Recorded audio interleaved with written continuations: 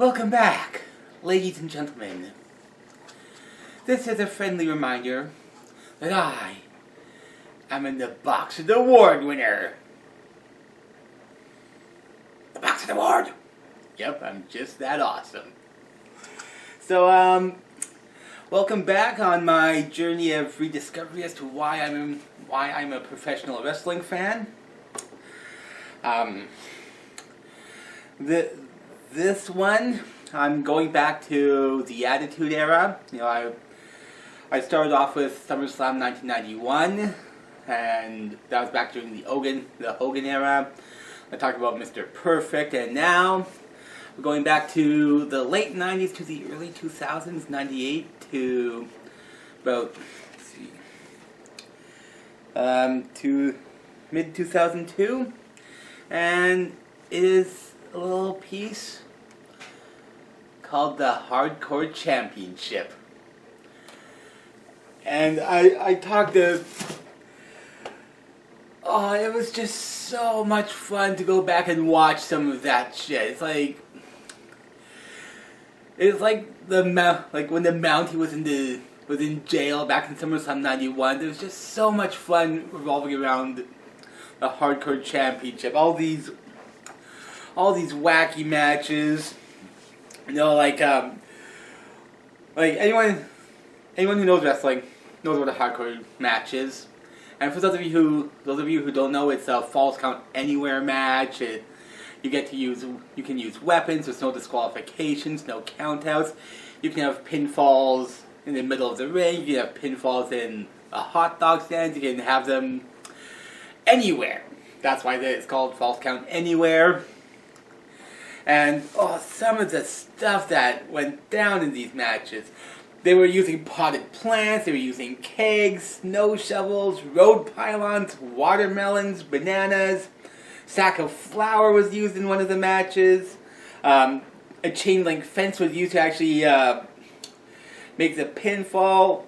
Bowling balls, hard hats, shopping carts, tricycles. And they went everywhere. They were fighting in alleys and restaurants, rivers, the snow, washroom, on pool tables. Like you have Tess powerbombing Luna Vachon onto a piano. They go into they're even fighting in baggage claims, It's like the 24/7 rule. That was phenomenal. You had Crash being chased around in his hotel room. He was being chased around Funtime USA, going down the slide in the arcade. You had to pay the acolytes to protect him for an hour, and then when that hour was up, they just leave and he loses the belt to Gerald Briscoe while he's asleep. Oh, there was just so much entertainment. It's sometimes you just need to turn your brain off and relax. And for all the flack that wrestling fans will get, and sometimes justifiably so, everyone has that thing where they just need to turn their mind off for, say, whether it be 30 minutes, an hour, or whatever. It's you just need that thing that makes no sense, because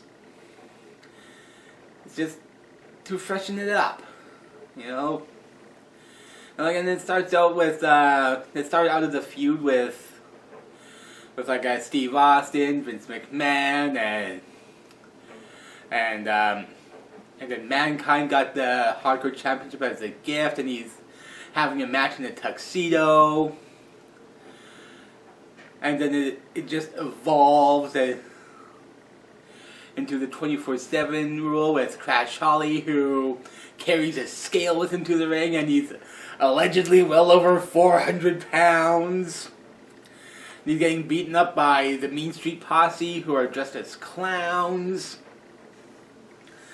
And then eventually you'll get guys like Eventually you'll start incorporating guys who are at the top of the card, like The Rock, like The Big Show, like Kane, like The Undertaker. This belt actually ended up getting really well over. Oh, it was just so much fun to go back and watch this shit again, especially with the 24/7 rule where it was defend literally as long as you had a referee, like a sanctioned referee, anytime, any place. Oh. I know this is going to be a short video, but who cares? It's all about pro wrestling is, it's about having fun. And the Hardcore Championship brought so much of that to the mix. And I was watching the DVD. There's like about almost 7 hours worth of matches on there. One of them you actually see Rhino go into a shopping cart. You know, he tries to do his finishing move, the spear to Raven, and then he gets stuck in the shopping cart, and then you have Raven using the kitchen sink. Whack, whack, whack! Oh, just... And in all honesty, that one was actually probably one of the better hardcore matches.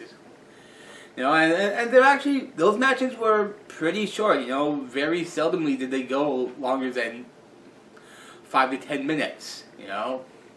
Which in all honesty back then was perfect for the average wrestling fan because there wasn't much, it was so wacky and loopy that you didn't, so many different things were going on back at that time, not just with the hardcore title, but with wrestling in general. It was really tough to keep the fans' attention back then for a long period of time.